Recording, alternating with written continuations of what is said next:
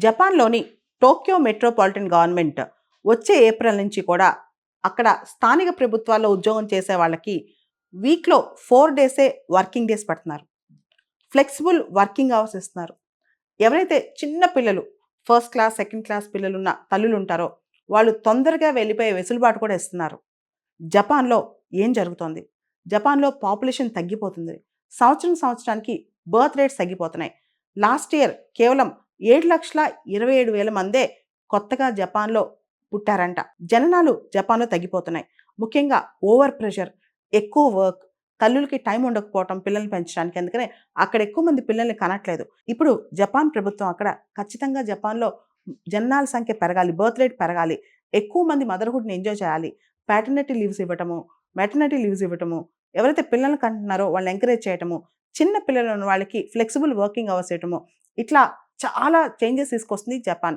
ఇదే దిశలో సింగపూర్‌లో కూడా ఎక్కువగా ఫ్లెక్సిబుల్ వర్కింగ్ అవర్స్‌కి చోటిస్తారనమాట. చాలా కంట్రీస్‌లో ఎక్కడైతే పాపులేషన్ తగ్గుతుందో అక్కడ పాపులేషన్ పెంచడానికి కూడా ట్రై చేస్తున్నారు రకరకాల మెజర్స్ ద్వారా. జపాన్‌లో ఒక టర్మ్ ఉంది కరోషి అని చెప్పి.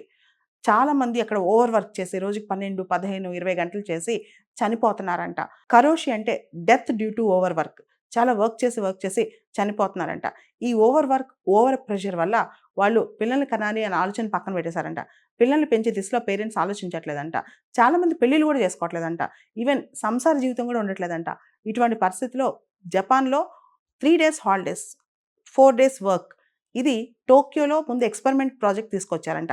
టోక్యో గవర్నర్ కూడా చాలా మందిని మేము ఎంకరేజ్ చేసే దిశగా ఫ్లెక్సిబుల్‌గా మదర్స్‌కి ఇంకా ఫ్లెక్సిబుల్‌గా ఉండే విధంగా టోక్యోని తయారు చేస్తామని చెప్పి తీసుకొచ్చారంట.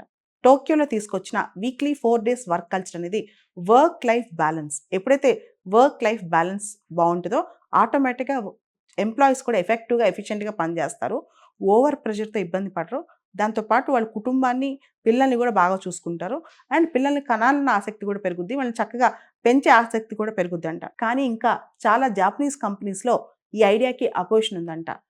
జపాన్‌లో ప్రపంచంలో చాలా చోట్ల ఇండియాలో కూడా ఎక్కువ అవర్స్ వర్క్ చేసి వారమంతా వర్క్ చేస్తే లాయల్టీ టు ద కంపెనీ అనుకుంటాం. కానీ దానివల్ల ఎఫిషియన్సీ, ఎఫెక్టివ్‌నెస్ తగ్గిపోతుంది. పనితీరు తగ్గిపోతుంది. పనిలో చేసే కంట్రిబ్యూషన్ తగ్గిపోతుంది. కాబట్టి ఫ్లెక్సిబుల్ వర్కింగ్ అవర్స్ ఉండాలంటే ఫ్లెక్సిబుల్‌గా వాళ్ళు ఒకవేళ తొందరగా వెళ్ళాల్సొచ్చినా, తర్వాత తొందరగా రావాల్సొచ్చినా ఫ్లెక్సిబుల్‌గా వాళ్ళ చేతుల్లోనే వర్కింగ్ అవర్స్ ఇవ్వాలి. టైమింగ్స్ ఎగ్జాక్ట్‌గా పెట్టకుండా, తర్వాత వీక్‌లో ఆఫ్స్ ఇవ్వాలి. 3 డేస్ ఆఫ్ ఇస్తే గనుక ఇంకా ఎఫెక్టివ్‌గా పనిచేస్తారు. ఇలాంటి ఆలోచనలు ఇప్పుడు రెవల్యూషనరీగా, రాడికల్‌గా అనిపిస్తాయి కంపెనీస్‌కి.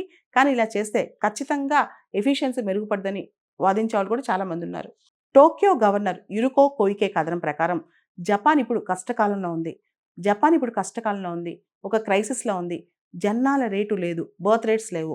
సో, జపాన్‌లో జీవన అవకాశాలు, ఆర్థిక స్థితిగతులు మెరుగుపరచాలి. ఆ దిశగా మేమిప్పుడు అడుగులు వేస్తున్నామని చెప్పి ఆవిడ చెప్పుకొచ్చారు.